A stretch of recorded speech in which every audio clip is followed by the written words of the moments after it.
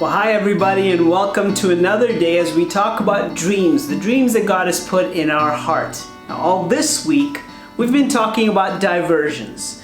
You know, we're on a highway and we see that sign, diversion, and we realize that this has the potential to delay us, but this also has the potential to perhaps we could get lost in the diversion. And so we must approach these diversions and navigate them carefully. So as we've looked at different diversions this week, today we're going to look at a very interesting diversion. It's a diversion where God says that's a good dream, but it's for the future.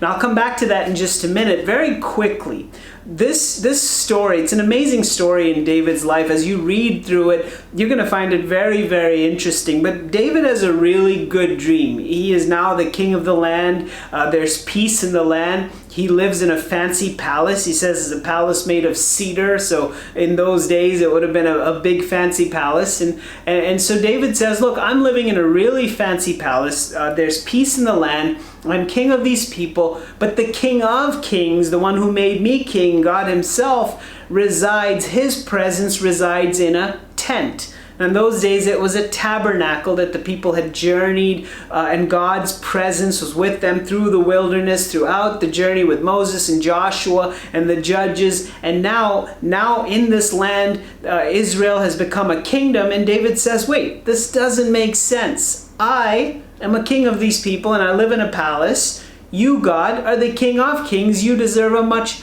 bigger, better palace. And he says, God, I'm going to make you a tabernacle. So David calls Nathan, the prophet, and he says, Nathan, I'm going to build God a temple, a beautiful temple. And Nathan says, sounds great. That's a great idea. It sounds like a great dream. Go for it. And so David's planning to build this temple.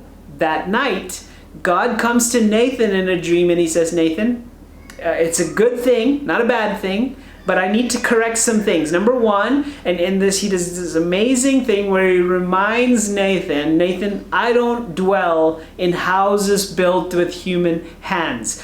We find out in the New Testament that God's desire actually is to dwell in us, that it's not about a building, that ecclesia, the church that God was going to establish, is a gathering of people. It's not a place. And so he's starting that idea, and he tells Nathan, David has a good dream, but it's not a God dream. And number two, David says, I do want a temple for my people, a place where people can come, but David's not going to build that temple. Solomon is going to build that temple. And our reading ends today with David just offering a song of worship to God, saying, God, this is incredible.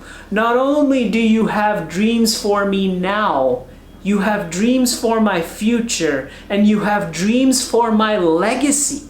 This is incredible, God. And he says, God, who am I to deserve this? So that's our reading today.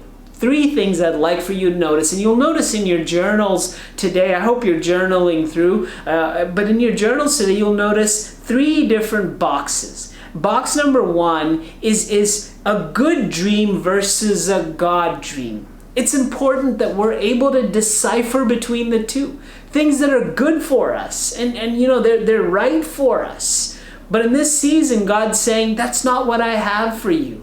That a God dream is not, a good dream is not necessarily a God dream. And David and Nathan, these two men of God, David the worshiper, Nathan the prophet, they talk about it in their human minds. They're like, yeah, we should build God a temple. That night, God says to Nathan, no, this is not the dream I have for David right now. This is a good dream, but it's not a God dream.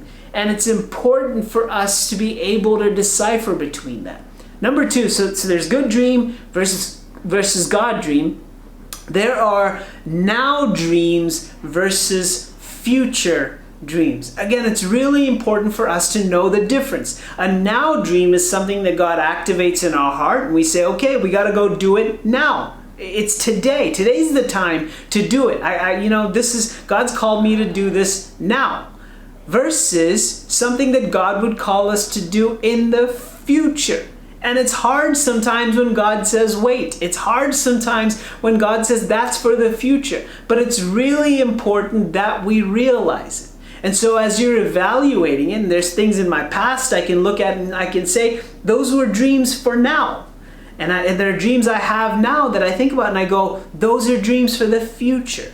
And so as you're evaluating it, you may say, here are the dreams for now, and here are the dreams for the future.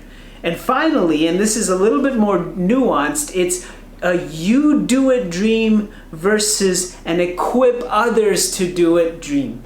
This is incredible. In this story, God says, David, you're not going to build that temple. Solomon is going to build that temple. Your son is going to build that temple. And that's when David has this moment of like, God, this is incredible. You have dreams for my family. You have dreams to give me a spiritual legacy. That I'm going to leave behind something that's going to equip my generations to do to accomplish God dreams. This is an incredible thing that God thinks about our now, but He thinks about our future, and He puts in our hearts things that we need to do, but also things that we need to equip other people to do. I'd like for you to consider those three things today. A good dream versus a God dream. Think about it. Ask the Holy Spirit to speak to you, to show you the difference between how in your life there are good dreams and there are God dreams. Think about dreams that are for the now, things that you need to act on now, versus things that are for the future. Things that you need to say, God, give me the grace to keep waiting and the patience to keep waiting for this future dream. And finally, things that you need to do versus things that you need to help other people do, equip others to do. It's an incredible, incredible thing. This diversion, the other diversions seemed like they were negative diversions, seemed like they were things that were painful. We talked about depression and we talked about obstacles. But this diversion seems like an incredible gift where God says, I'm giving you the dream, but we need to evaluate good dream versus God dream, now dream versus future dream, you do it dream versus equip others to do it dream. Would you spend a few minutes today in your journals asking those questions of yourself and allowing the Holy Spirit to speak to you? I hope you have a dream-filled day. God bless you.